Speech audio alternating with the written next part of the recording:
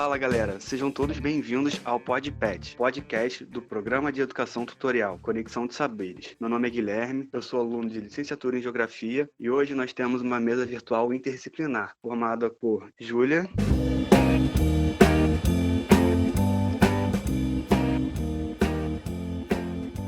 Olá, meu nome é Júlia, eu sou graduanda de Geografia da Universidade Federal Fluminense e hoje estou aqui para debater junto com vocês. Daniel.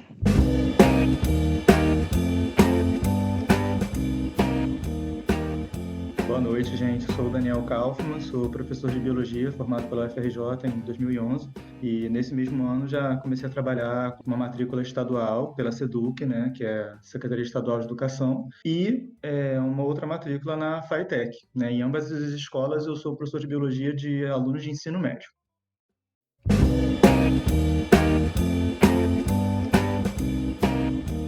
Meu nome é Érica de Santana, sou pedagoga formada pela UF, trabalho na educação básica há bastante tempo, trabalho no início e no final, nas pontas, no caso na educação infantil pela Prefeitura de Niterói e na SEDUC como Daniel também, sendo que eu trabalho na formação de professores, no curso normal.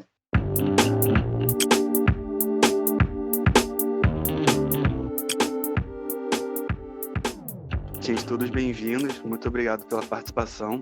E o tema de hoje é EAD, ensino à distância, ou ensino remoto, ou homeschooling, ou qualquer outro nome que tá tendo novo aí que a gente ainda não conhece, né? Para começar, eu queria só contar um pouco de como surgiu o EAD, essa história, como foi formado. Os primeiros indícios que tem do EAD fazem a gente voltar muito tempo atrás, até o século XVIII, na época das primeiras revoluções industriais e revolução burguesa, quando começa a necessidade de qualificação da mão de obra para que o modelo capitalista ela atinja os seus lucros desejados, né? O primeiro registro, marcado realmente com uma data, é de 1728, na cidade de Boston, nos Estados Unidos, com o professor Caleb Phillips. Ele oferecia um curso de taquigrafia. Esse curso era uma técnica para as pessoas poderem escrever em letras de forma mais rápido, usando abreviações, né? E eu acho até engraçado, quando eu vi isso, eu achava que, escrever VC, PQ, TB, essas abreviações na internet seria algo super moderno, né? Mas já é muito antigo. E esse curso, ele era feito através de correspondência, que seria a primeira ferramenta utilizada pelo EAD. E ele foi se desenvolvendo juntamente com os meios de comunicação hegemônicos das épocas, né?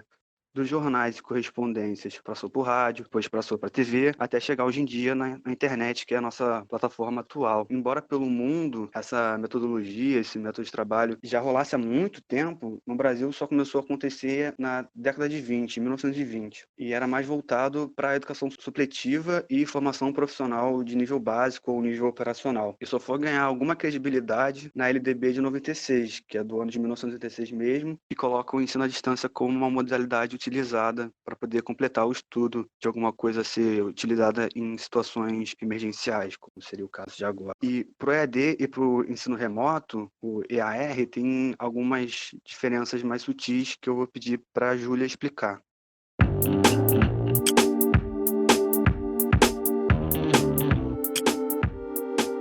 Então, o ensino remoto emergencial é o que está atualmente vigente, nas escolas. Só que ele vai apresentar um caráter excepcional, porque já existe o EAD, com uma forma totalmente estruturada, enquanto o ensino remoto emergencial, o ER, ele vai surgir agora com força, neste momento, durante a pandemia, que a gente precisa fazer um isolamento, um distanciamento social. Vai ser tratado também como uma medida provisória e está aqui para substituir as aulas presenciais. Existe uma grande diferença entre o ensino remoto para emergencial para educação à distância. Enquanto no ensino remoto emergencial, as aulas são ministradas em tempo real, no mesmo tempo da disciplina, com o mesmo professor da aula presencial, a educação à distância vão ser videoaulas gravadas, com todas as disciplinas e unidades de ensino para encontros presenciais. No ensino remoto, vai ter uma interação diária com o professor da disciplina, um cronograma e um calendário próprio, de acordo com o plano de ensino,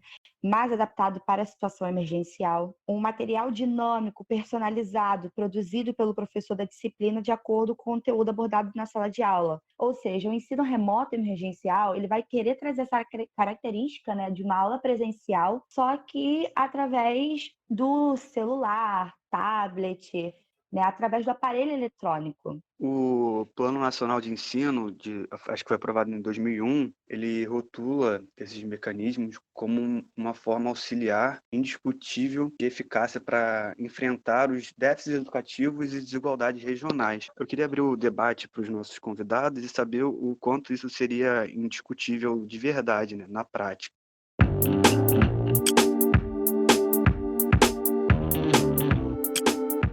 Realmente, o que nós estamos fazendo, não sei se os demais colegas vão concordar, não é esse ensino à distância. Minha matrícula na FATEC e minha matrícula na SEDUC, isso não é feito. Não, a gente não usa esse termo, né, porque eu acho que o ensino à distância tem a proposta, né, de você trabalhar com o ensino à distância na sua origem, né, como objetivo, né? E aí, então, a gente está usando exatamente esse nome. Eu fiquei até surpreso, porque o nome que a Júlia falou foi o que o chefão lá da FATEC colocou. Ele colocou que o que caracteriza o nosso trabalho é ensino emergencial remoto não substitutivo. Esse é o termo que ele colocou. Isto é, a gente trabalha com os alunos pela internet, né, online, mas esse trabalho ele não deve ser encarado como algo que substitua o trabalho de sala de aula. É assim, uma forma da gente manter os alunos estudando em casa, que eles possam ter as atividades, que eles consigam interagir com a gente de alguma forma, que a gente tem que pensar muito nas dificuldades que os alunos têm com a internet, né, de ter uma internet em casa, de ter condições de assistir e de participar das atividades e das aulas, né? Então é uma coisa muito complexa. Continuando aí o que o Daniel estava falando, né? Essa coisa da educação, né, remota, que não é bem a distância, né, que para ser a distância, como vocês já falaram, precisa de ter uma legislação própria, normalmente se dá, e ela está caracterizada muito mais no ensino superior do que na educação básica, de forma geral, veio assim como um furacão, né, na vida do professor, né, que tem que agora, né, se adaptar a essa nova realidade. Veio como um terremoto mesmo na nossa vida, porque desestruturou muitas das coisas que a gente estava acostumado a fazer. Você sair do seu mundo, da sua área de conforto, para de repente cair numa educação remota, é muito complicado nesse momento, onde as nossas angústias estão à flor da pele, tudo está acontecendo de uma forma muito inusitada, inesperada, angustiante, coisas que a gente, na nossa sala de aula, a gente prevê muitas coisas. E no tempo que a gente está vivendo, a gente não consegue prever nada. E também voltando um pouquinho que o Daniel falou, né, a questão da condição, né, de ter uma internet, o professor e também um aluno, porque a gente tem uma internet de qualidade, para ter uma estrutura de minimamente se relacionar com o aluno numa plataforma, é muito complicado, né? Eu lembro que no início, eu fiquei exatamente 20 dias para me estruturar. O meu celular não estava acessando algumas coisas, fiquei sem internet, precisei falar com a operadora, o meu computador deu pau, então tudo foi muito complicado no início, né? Até retomar as aulas na plataforma e tudo mais. Então, essa condição nossa inicialmente foi muito louco. Essa palavra muito louco, ela define muito bem o que a gente passou, o que a gente, enquanto professor, tentando reinventar dentro dessa nova dinâmica, né, de se relacionar virtualmente. Esse momento atual, né, antes a gente usava a tecnologia ao nosso favor para preparar alguma aula, algum material, alguma coisa assim, né? Mas agora ela é o principal, ela furou a fila, foi lá para frente. Quem não tiver um acesso à internet ou alguma coisa, algum computador potente, acaba ficando com um meio de trabalho reduzido e prejudicado. Puxando um pouquinho o jabá para a geografia, o Milton Santos, ele fala que um espaço ele consegue ter o acúmulo de diferentes tempos. Esse exemplo a gente consegue ver muito presente na zona portuária do Rio, onde tem uma área tecnológica muito grande, pessoas que provavelmente nunca vão ter acesso àquele tipo de tecnologia. Quando a gente vê, isso está se refletindo agora no espaço digital também, no mundo da internet. Vai ter aluno de algum colégio particular ou federal, alguma coisa assim, que vai ter uma uma internet muito boa, de 200 gigas, 1000 gigas, a internet só cai se um tubarão morder o fio, enquanto outros colégios da rede estadual, municipal, além do aluno não ter assim, um computador em casa, alguma coisa, a internet dele já é super reduzida. Eu acho que esse é o primeiro grande empecilho, tanto para o aluno e tanto para o professor, né?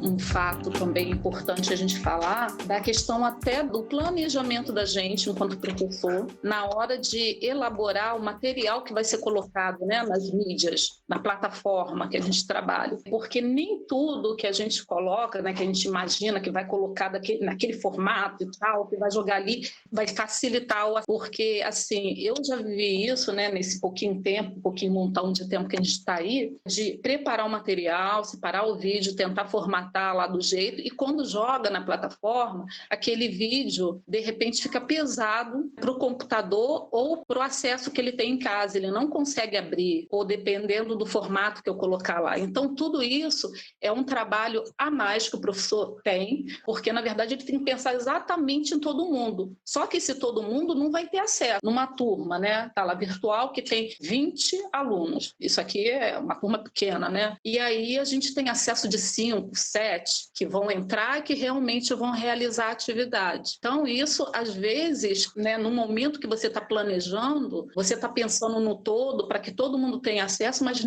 não chega a todo mundo, né, por vários motivos. Eu fico muito angustiada com isso. Eu não sei até que ponto a gente está dando murro em ponta de faca. Quando eu vejo uma aluna ligar para mim e falar bem assim, professora, não tem condição, eu não estou conseguindo acessar toda semana, são várias outras atividades e a gente dentro de casa passa 1001 situações, né? A gente não sabe como está esse ambiente dentro da casa de cada aluno. É lógico que eu não vou dar conta do mundo, tenho que fazer o meu papel, mas é muito angustiante trabalhar dessa forma, né? Por mais que você tente ver um caminho, mesmo quando no acesso para a gravação, eu estava na plataforma e estava visualizando, né? Qual é a condição hoje do meu aluno? 35 alunos dentro de uma sala e quantos visualizaram, quantos realizaram a atividade, quantos postaram, como que eles estão entendendo esse conteúdo que está sendo colocado lá, como eles estão assistindo essa explicação, se está chegando, ou sabe, como está chegando e se está chegando, que é o mais complicado. É que a Érica, ela trouxe essa questão, né, sobre a preocupação dela com os alunos. Aí eu gostaria de saber, tanto da Érica e do Daniel, qual é o olhar que o professor, nesse momento, tem que ter sobre os alunos deles, né?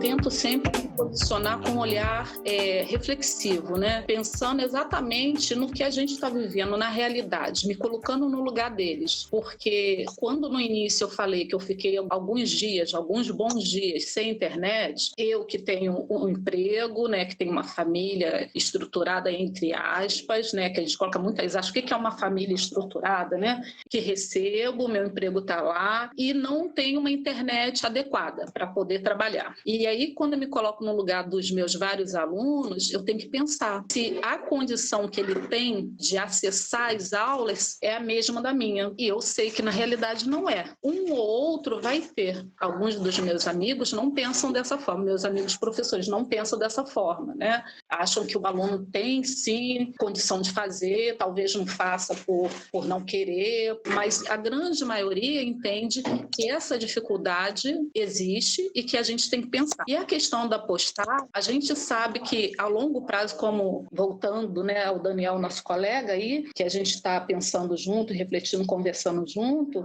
a gente sabe que isso é uma coisa emergencial, que quando acabar, se Deus quiser vai acabar esse período, a gente vai ter que retomar isso. É um contato que a gente tem que ter esse momento para que não se pare de estudar, não para de rever algumas coisas, mas o conteúdo vai ter que ser retomado de alguma forma, que a maioria maioria não está tendo um acesso de qualidade a essas informações que estão sendo colocadas lá. Seja vídeo, seja o conteúdo escrito, seja os bate-papos, seja as entradas na plataforma de aula online, né? Os Meet da vida, as plataformas que a gente vai adquirindo, porque outros meios, né, foram sugeridos, né, pela secretaria, que foram Facebook, WhatsApp e tudo mais, quem puder. Já fui até contactada, né, por alunos por esses caminhos, né, por essas ferramentas, mas que nem sempre dá conta. E a gente tem que ter muita sensibilidade na hora de olhar esses acessos, essas postagens, para que a gente dê conta minimamente. Falando um pouquinho do meu trabalho, é até legal dar um panorama para vocês. Como é que é o trabalho na SEDUC, né? O que as escolas estaduais estão fazendo? Bom, a rede estadual, ela fez um convênio,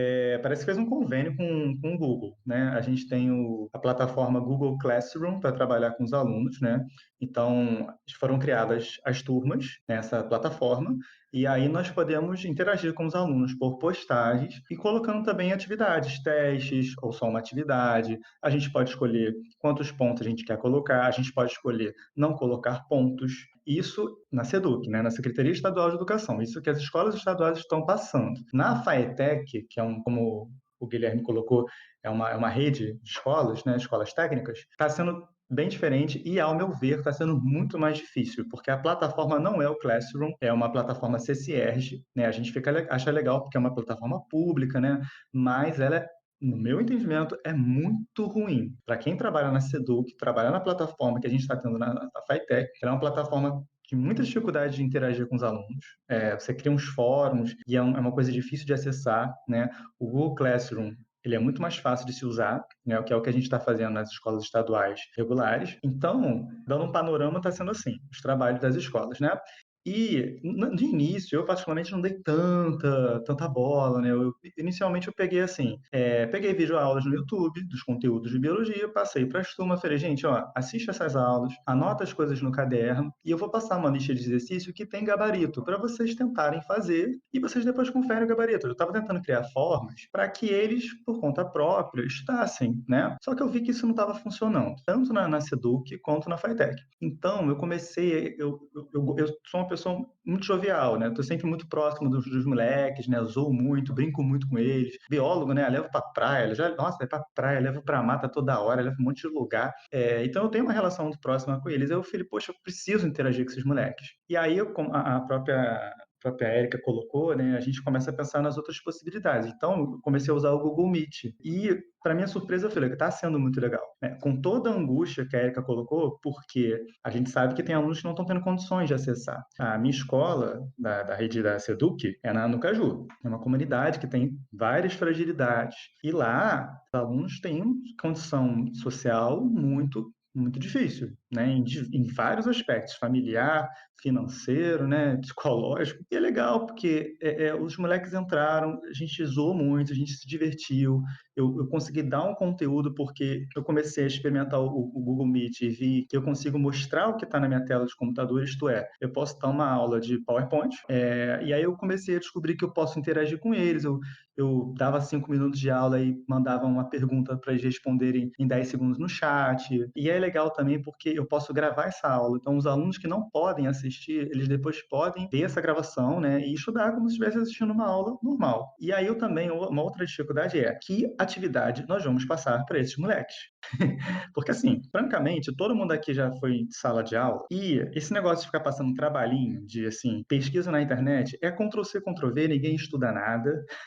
Então, assim, não dá para pegar questões, por exemplo, de vestibular, porque eles vão achar rapidamente o gabarito, muito mais rápido que eu seria capaz, e não adianta passar pesquisa que eles não vão nem pensar em cima da pesquisa, eles vão apenas copiar e colar. Então, eu tive que criar questões originais discursivas para dificultar a cola. Olha a dificuldade, né, do trabalho que a gente tem que fazer para botar esses moleques para pensar. Questões discursivas que façam eles pensarem, tem um prazo de uma semana, atribuir uma pontuação, mas tranquilizando todos, colocando que quem não puder fazer vai ser acolhido quando nós voltarmos para a escola. Mas é claro, quem está conseguindo fazer, por exemplo, eu estou querendo dar essas atividades como ponto extra, não vou prejudicar quem não está podendo. Então, esse está sendo o nosso panorama. Agora, é extremamente angustiante nós não termos noção de futuro, não temos noção do que vai acontecer. A gente ouve de vários colegas que nós vamos ter que voltar a dar aula aos sábados para repor essas aulas. Assim, é uma situação muito conflituante. Toda vez que eu tenho uma reunião com outros professores, com os diretores, eu entro angustiado e saio pior ainda, porque é uma situação muito difícil, assim, de muito prazer, porque a gente está experimentando tecnologias, a gente está fazendo um trabalho legal, mas ao mesmo tempo, assim, cara, o que eu estou fazendo? Eu estou acolhendo, estou abraçando todo mundo. Como é que vai ser depois? A gente vai fechar o ano letivo? Esse ano letivo vai existir? Né? Será que a gente pode chegar a um extremo de não existir? Sabe? É uma situação muito, muito angustiante. Embora existam essas plataformas, novas tecnologias para tentar aproximar um pouco, nenhuma tela vai conseguir reproduzir o espaço escolar, né? As interações sociais que acontecem na escola e também a aproximação do professor com o aluno, aquele sentimento um pouco mais de ternura que existe, uma relação amigável. Também queria saber como que, para você, está sendo dar continuidade na matéria. Por exemplo, eu não me lembro muito bem do estudo de geografia, mas quando vai falar de sistema digestivo e depois sistema nervoso, se consegue fazer duas aulas separadas, se tem que ser uma aula só para um conteúdo inteiro, e até para a Érica também, como é que ela consegue fazer com os alunos da formação de professores.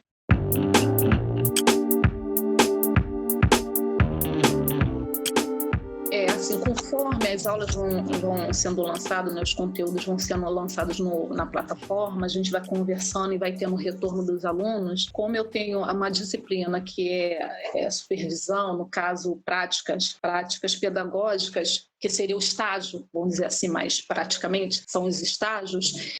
Então, a gente está muito na questão da orientação e nas atividades que eles possivelmente fariam nas escolas, que eles iriam estagiar, e estão fazendo isso de forma virtual, né? E a gente está tentando, como bem falou o meu colega Daniel, tentando aliar outras assim, estratégias para burlar a questão da ida para a escola, a questão dos passeios virtuais, de uma outra lógica realmente, porque o que antes eles viam lá na prática com os alunos, eles estão tentando vivenciar dentro de espaços virtuais. E assim, até de simulação de aulas práticas mesmo. Eles terem, de repente, uma aula, por exemplo, que eles conseguiram elaborar, que era pensar no planejamento de uma aula simples, tá? Uma aula simples, que seria uma contação de histórias, e aí eles se gravaram, né? Pediram um familiar, ou eles mesmos se gravaram, dando aquela aula na educação infantil, que seria assim, o primeiro contato que eles teriam com a escola para poder atuar, com a supervisão de um professor e tal. E esse vídeo poderia ser mandado para mim ou guardado de alguma forma, né, caso não tivesse o acesso. E isso foi feito. Isso é interessante, que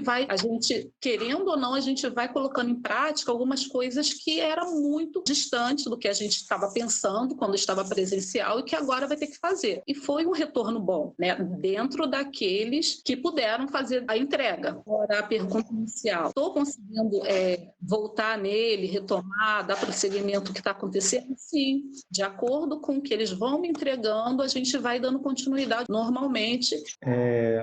Falando um pouquinho do meu trabalho, é legal essa pergunta do Guilherme, né? Assim, na prática, como é que está sendo?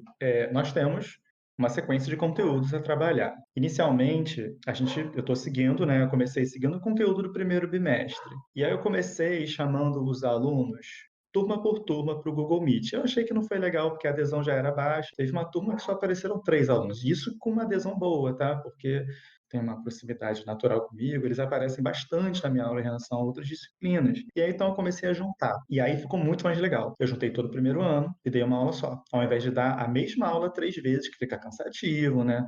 Não rende tanto. Então, dessa forma, rendeu bem, né? Eu trabalhei, por exemplo, em biologia no primeiro ano, só para tentar exemplificar. Eu trabalhei células, origem da vida, história da vida na Terra, né? Foram esses conteúdos que eu trabalhei. E é legal, isso que é mais legal é que eu juntei turmas da FATEC, da Escola Estadual do Caju e do meu pré-vestibular comunitário. Aí eu falei, cara, quer saber? Se tiver gente interessada em ter aula de vestibular, inclusive, para poder, né, continuar estudando, eu botei no meu Facebook, chamei o mundo inteiro, veio filho de amigo meu, veio de amigo meu de outro estado assistir minha aula, e foi super legal. E aí, bombou. Teve uma aula que eu cheguei a dar para 70 alunos, né? E eu repeti essa aula 4 horas depois, porque eu faço isso, eu repito a mesma aula no mesmo dia para possibilitar diferentes horários para a disponibilidade dos alunos, né? E aí eu dei essa mesma aula com 70 e depois com 50, né? Essa possibilidade também é bem interessante. Agora, eu acho que a Érica vai concordar comigo que uma coisa terrível para mim, que me deixa muito, muito mexido, como eu vou continuar agora com o conteúdo do segundo bimestre se eu nem fechei o primeiro bimestre? Eu não posso passar prova, eu não posso passar teste, eu não posso fazer isso. Isso não é ensino à distância, é um ensino remoto emergencial. É para botar os moleques para estudarem, é para manter eles bem, interagindo com a gente, porque a gente sabe que o ócio, ele faz surgir, né, diversos transtornos mentais, né, que os meninos estão muito sensíveis a essas coisas, tá? É uma pauta muito urgente hoje. E eu agora vou começar o conteúdo do segundo bimestre. Amanhã mesmo vou dar uma aula de compostos químicos, sais, água, carboidrato, lipídio, na FATEC. Só que assim, os moleques vão me perguntar, Kaufmann, por que você está dando aula do segundo bimestre se você nem fechou o primeiro? Eu falo, gente, a gente tem que seguir. Fazer o quê? A gente tem que andar, porque o conteúdo todo da primeira etapa já foi dado e a gente tem que seguir, né? Então, essa é uma dificuldade real, Guilherme. É uma parada bem, bem intensa mesmo. Eu queria saber de vocês se vocês estão tendo essa pressão por produtividade, né? Como afeta vocês essa questão? Se isso já gerou algum tipo de problema, seja de saúde ou psicológico?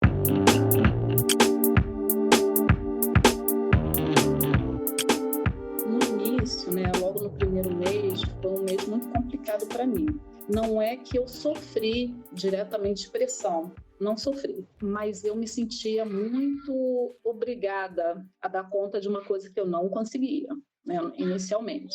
Até porque o momento, né, questão da doença, da pandemia, as mortes, e aí eu fiquei bastante tensa, né? Bastante tensa e não conseguia produzir.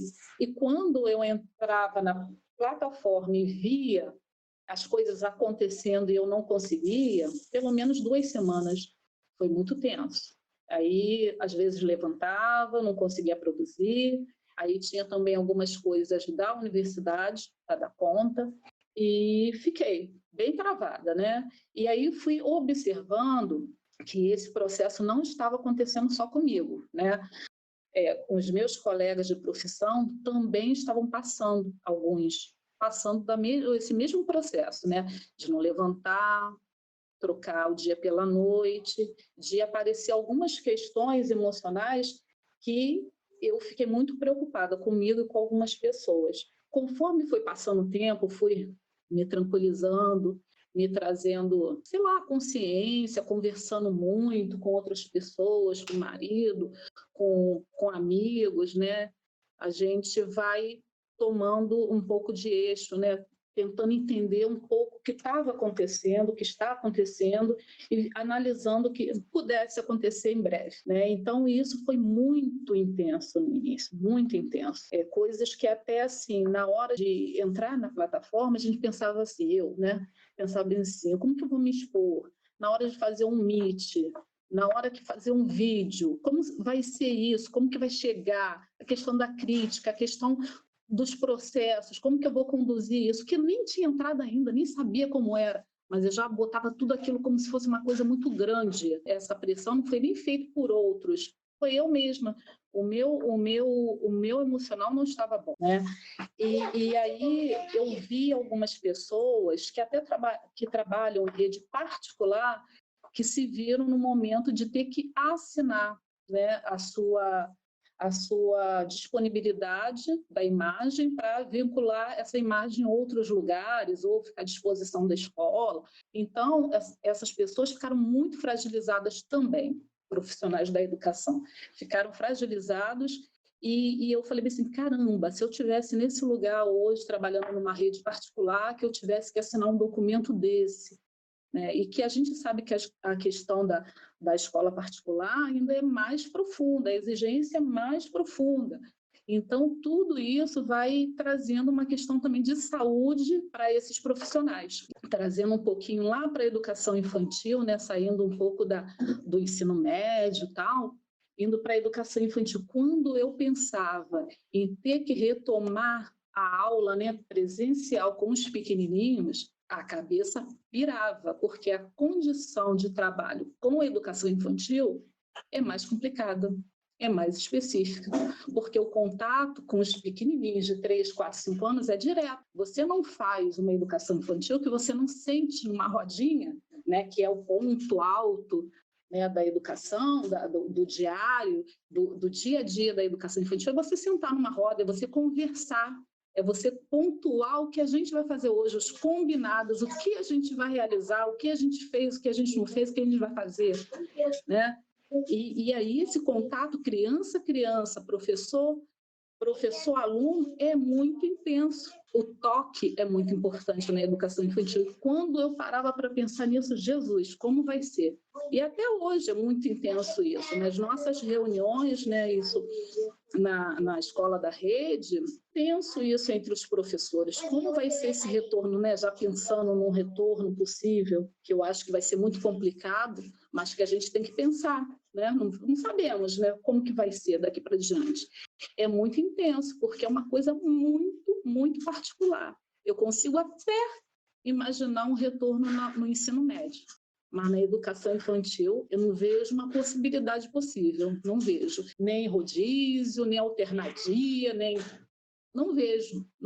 Pensa, para pensar que você tem que levar uma criança de 3 anos ao banheiro. Para pensar que ela merenda na escola. Como desfazer uma mochila, como uma máscara, um separar, brincar separado, você limpar brinquedo de meia hora, passando álcool gel, bala, chupeta, que vai na boca de todo mundo. Como é isso, né? Pensa, uma criança de 3 anos, como ela vai se relacionar com adultos e crianças dentro de uma unidade. Muito complicado, né? Eu assim, nas minhas escolas, eu não senti uma pressão muito grande, né? Até porque, assim, professor é um bicho muito idealista, né? E que se defende, né? Então, assim, qualquer coisa que a gente sentia, a gente tinha as nossas reuniões com a diretoria e eu falava, olha, peraí, mas eu acho que a pressão foi muito mais interna, assim, pelo menos as diretorias das escolas das quais eu faço parte, foi assim, não foi uma parceria, uma cobrança de querer ferrar com o professor. Por exemplo, na minha escola do Caju, a diretora até então está mandando presença total, né? Está mandando para a secretaria, né? Presença total dos professores nesses meses, sabe? Então, a pressão é mais nossa. Tipo assim, o que a gente está fazendo? Está fazendo um negócio correto, dentro das possibilidades? A gente está fazendo um trabalho legal com os alunos? Até que pode estar fazendo, mas e os alunos não estão conseguindo? E aí? Então, foi essa cobrança interna, né? Porque eu também fiquei com medo, eu tenho uma questão delicada com transtorno mental, eu já tive depressão em alguns anos, e era uma coisa biológica, uma predisposição biológica. Então, eu não posso dar mole. Comecei a participar de um trabalho social que me manteve, né? Me fez sentir bem. E o trabalho de interagir com os alunos, de ver o retorno deles, eles respondendo questões difíceis que eu botava para fazer, mais ou menos 30% da turma fazendo, que é um percentual bem interessante, né? Me motivou e hoje me sinto super bem, né? No trabalho, mas com essas angústias, né? Porque a gente não sabe do futuro, não sabe como é que vai voltar, não sabe se vai ter que repetir tudo de novo, se vai ter que dar aula no final de semana, né? É bem delicado. Então, eu tô tranquilo nesse sentido, né? Mas, como é que vai ser agora? Essa semana eu tenho que dar 4 diferentes aulas e eu não tinha material nenhum delas. Primeiro ano do estado eu vou dar aula de DNA, que é um assunto difícil, muito abstrato. Terceiro ano dessa mesma escola eu vou ter que dar DNA também numa outra abordagem. E no segundo ano eu vou ter que falar de respiração solar, que é um outro assunto muito abstrato. Na FATEC, eu dou aula no primeiro ano, eu vou começar compostos químicos. Então são 4 aulas diferentes online. Então eu tenho que preparar um PowerPoint que seja fácil, né? Não pode ser o mesmo PowerPoint que a gente às vezes já tem, porque a fonte está pequena. O moleque às vezes está assistindo no computador, mas tem um moleque que está assistindo no celular. E aí? Ele vai conseguir enxergar naquela fonte? Então a gente tem que reestruturar tudo, tem que fazer com carinho, para o moleque gostar, o moleque se sentir acolhido. Assim, da minha parte, em termos da questão de saúde mental, as coisas estão caminhando bem. Mas eu sei de muitos, não é só a questão profissional, está interagindo com pessoas, você pode estar com medo da doença, você tem amigos queridos falecendo com essa doença. Então, é uma situação de dificuldade. Mas quando a gente faz um trabalho bem feito e com carinho, a diretoria reconhece e não vem essa, né? Então, está tudo fluindo bem, eu acho, o meu entendimento nesse sentido, né? Porque, por outro lado, a angústia de não saber o que está acontecendo de verdade, o que vai ser do futuro, quantos alunos estão assistindo, indo, ou porque não querem, ou porque não tem condição, como é que vai ser quando a gente voltar. Isso tudo é muito difícil. Eu queria perguntar como tá a questão do lado parental, né? O Daniel tem um filho e a Erika tem 2 filhos, né, Erika? Aí eu queria saber como é que tá sendo lidar com eles também, o lado pai e o lado mãe, né? Como tá sendo para fazer eles acompanharem as aulas e todas essas coisas que envolvem a educação em casa.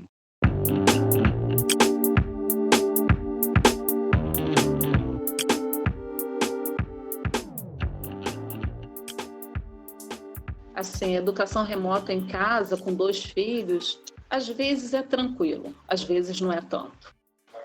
No meu caso, por exemplo, eu estou com um filho de 6 e uma filha de 10. O menino, ele está no primeiro ano, né, a alfabetização antiga, e aí a gente está sendo professora, na verdade. Mesmo com as aulas online, a gente acaba tentando fazer a alfabetização dele, né, dentro de casa de uma forma. Porque eu sempre imaginei que a alfabetização de Miguel, meu filho, seria de uma forma muito diferente, né? Porque a gente pensa numa alfabetização em que a criança, junto com o que está acontecendo na escola, ele vai relacionar com as coisas do mundo, vai viajar, vai sair, vai relacionar aquele conteúdo, e agora preso dentro de casa, né, fica muito complicado. Até a questão emocional de dar conta naquele horário daquela atividade, às vezes fica pesado para ele. Então, às vezes eu tenho que relaxar um pouco e falar assim, não deu agora, vamos fazer de outra vez. Quando a professora, o horário chega, tem que sentar, tem que assistir a aula, tem que fazer a atividade, e 6 anos não é uma idade muito fácil de você sentar e falar que agora é o horário. Até porque você tem as pressões que são de outras ordens dentro de casa, né? É almoço, é dar conta da roupa, é da casa, e a outra tem outra demanda, porque ela está no 5º ano, ela já se resolve um pouco melhor sozinha, mas de vez em quando a gente tem que sentar junto para fazer junto, porque às vezes é um entendimento de um conteúdo que não foi, a gente tem que retomar, e assim, é um pouco difícil sim. Às vezes passa batido, mas muitas vezes bem estressante, difícil mesmo, mas a gente vai dando conta, né, na medida do possível. Quando você pega uma criança, põe sentada para assistir uma aula no primeiro ano, que a interação é muito pouca, ele dispersa, ele vai olhar para a parede. Numa sala de aula já é assim, ele viaja. Quando não desce cadeira abaixo, né, vai se escorando, vai se encolhendo, daqui a pouco ele já está embaixo da mesa e está assistindo a aula, ouvindo a aula debaixo da mesa, mexendo em qualquer outra coisa. Então aí você volta, epa, olha a aula, vão lá, vão retomar o que está acontecendo aí, e às vezes a gente entra na aula da professora, né? A situação do meu filho é bem diferente da Érica, né? Primeiro porque o meu nasceu no coração. O meu filho, a gente pegou ele com 12 anos e desde então a gente está fazendo um trabalho muito intenso de educação com ele. Ele estava atrasado 3 anos, né? Então ele está fazendo aceleramento, né? E infelizmente o trabalho do município, pelo menos na escola que eu tô, né? De aceleramento é muito complicado, sim, né? A proposta é trabalhar o ser integral, né? As questões interpessoais, as questões intrapessoais, ok, legal, mas conteúdo. Ano passado, por exemplo, ele não levou um dever de casa. Então, está fazendo um trabalho para ele pegar esses conteúdos, né? Compensar esse atraso todo em casa. E aí, nesse momento de quarentena, está sendo muito mais intenso, né? No início foi muito difícil porque a gente botou, ó, você vai estudar 2 horas de manhã, matemática, e 2 horas à tarde ou noite, as demais disciplinas. Matemática, para mim, é o que é mais importante, porque normalmente é a maior dificuldade do brasileiro. Então, assim, eu estou preparando aula, e aí está ele aqui na minha frente, na mesa, tirando dúvida de conteúdo dele, e aí tem essa dificuldade, né? Da gente se concentrar, né? E compensar um trabalho que, eu acho que até a escola que a Erika está, né? Tem um trabalho feito com os filhos dela. A escola municipal que meu filho está, não tem nenhum. Já se passaram, né, uns 3 meses, mais ou menos. E nada foi passado para o meu filho estudar. Nada, nada, nada. É impressionante. Então, só que assim, francamente, a gente tem trabalhado de forma tão bacana com ele, assim, pesado, o moleque sofreu no início, né? que eu acho que está sendo até melhor do que se ele estivesse na escola, porque é tão devagar, né? São jovens que já estão numa situação de tanta vulnerabilidade, né? Que trabalham muito devagar nesse tipo de projeto. Então, assim, tá mais puxado fazer esse trabalho, tendo que cuidar de filho. A Erika pontuou a questão da comida. Eu e meu filho comíamos praticamente na escola todos os dias. Agora não. Agora a gente tem que fazer almoço e janta. Então, realmente, é uma outra rotina. Complicado.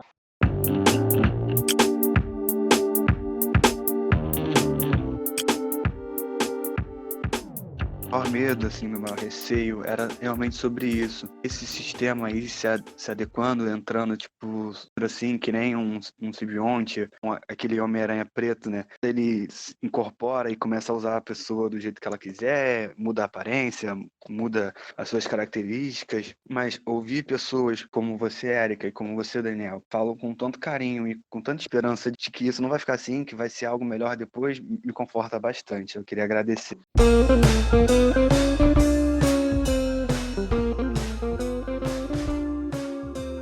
Então, gente, muito obrigado por ter ouvido o nosso podcast de hoje. Agradeço a participação dos nossos companheiros. Pedir para vocês também seguir o PET no Instagram, petinter.uf, e acessar o nosso site também, que vai estar encaminhado lá no nosso perfil do Instagram. Passo a palavra para o nosso amigo Daniel, mandar o seu abraço virtual aí pra gente, cara.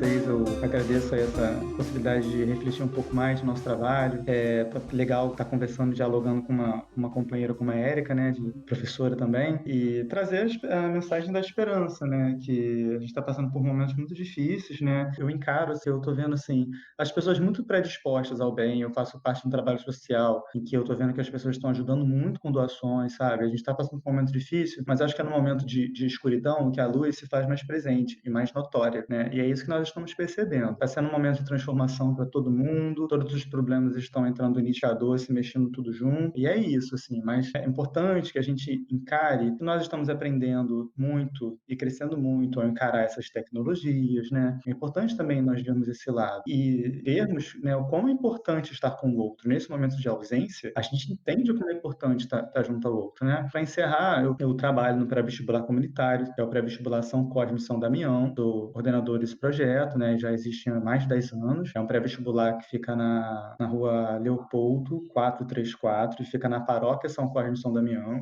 Nós, nesse momento, cancelamos as aulas. A gente até tentou fazer um trabalho remoto, mas não houve muita adesão. Então, assim que for permitido, nós vamos retornar com esse trabalho. E aí, alguém tendo interesse, é só me procurar no Facebook, Daniel Kaufmann, Kaufman, né? Que a gente acolhe aí, né, nas aulas quando nós retornarmos o trabalho. Valeu, gente. Um beijo. Muito bom estar com vocês. E se houver a próxima, até a próxima. Muito obrigado, Daniel. E você também, Érica, se dá um tchauzinho, falar alguma coisa de algum trabalho, à vontade também.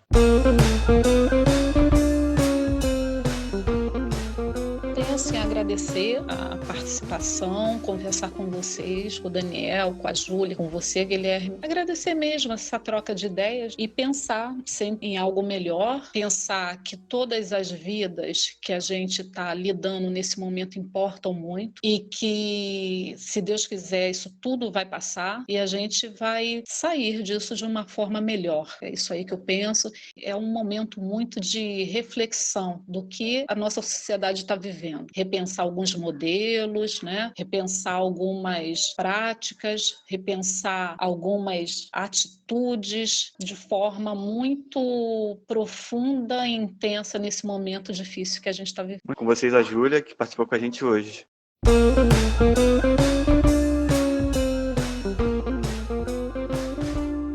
Primeiramente, eu queria agradecer ao Daniel e à Érica, né, por terem a disponibilidade e terem proporcionado um debate rico e informativo acerca do ensino remoto emergencial, né? E sobre ter mostrado a sensibilidade que os professores estão tendo com os alunos e como esses professores estão lidando acerca de todo o tema. E uma reflexão sobre a educação atual. Para quem quiser me seguir no Insta, @MarcioJu. Eu estou no Facebook, eu estou também no Twitter. É isso.